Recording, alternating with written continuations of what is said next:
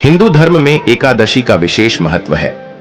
साल में 24 या अधिक एकादशी आती है, जिनमें मोहिनी एकादशी अत्यंत पुण्यदायिनी मानी जाती है।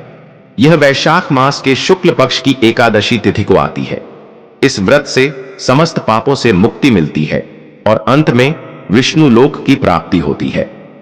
इस एकादशी व्रत कथा को सुनने या पढ़ने के लाभ। कथा को श्रद्धा से सुनने से वर्षों के संचित पाप नष्ट हो जाते हैं।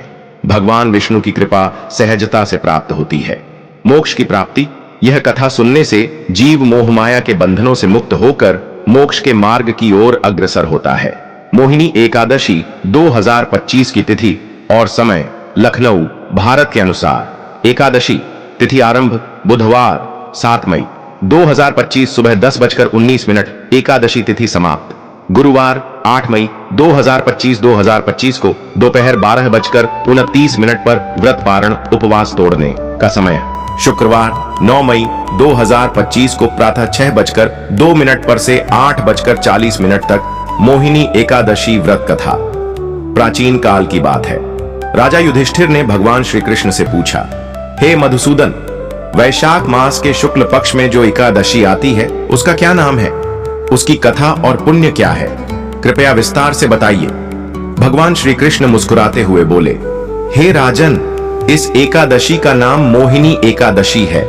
यह व्रत समस्त पापों को नष्ट करने वाला है।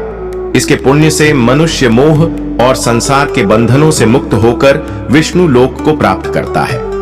अब मैं तुम्हें इसकी एक पौराणिक कथा सुनाता हूं। पौराणिक कथा। सौराष्ट्र देश में धृतिमान नामक एक श्रेष्ठ ब्राह्मण रहता था।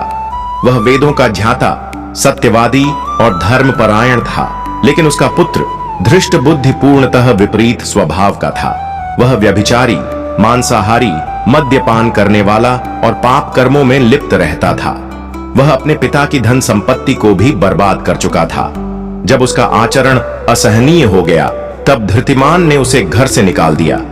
अब धृष्ट बुद्धि दर दर भटकने लगा, चोरी ठगी कर जीवन यापन करने लगा।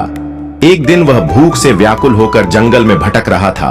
तभी उसे महान ऋषि कौंडिन्य का आश्रम दिखाई दिया। आर्षि ध्यान मग्न थे, परंतु उनके तेज और शांति ने धृष्ट बुद्धि को मोहित कर लिया। धृष्ट बुद्धि आर्षि के चरणों में गिरकर बोला, हे मुनिवर, मैं अधर्मी हूं, पापी हूं, मेरा उद्धार कैसे हो सकता है?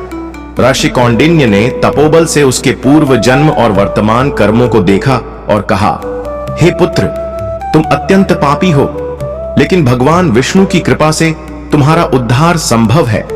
वैशाख शुक्ल एकादशी का व्रत करो, जिसे मोहिनी एकादशी कहते हैं। इस व्रत का प्रभाव अत्यंत चमत्कारिक है।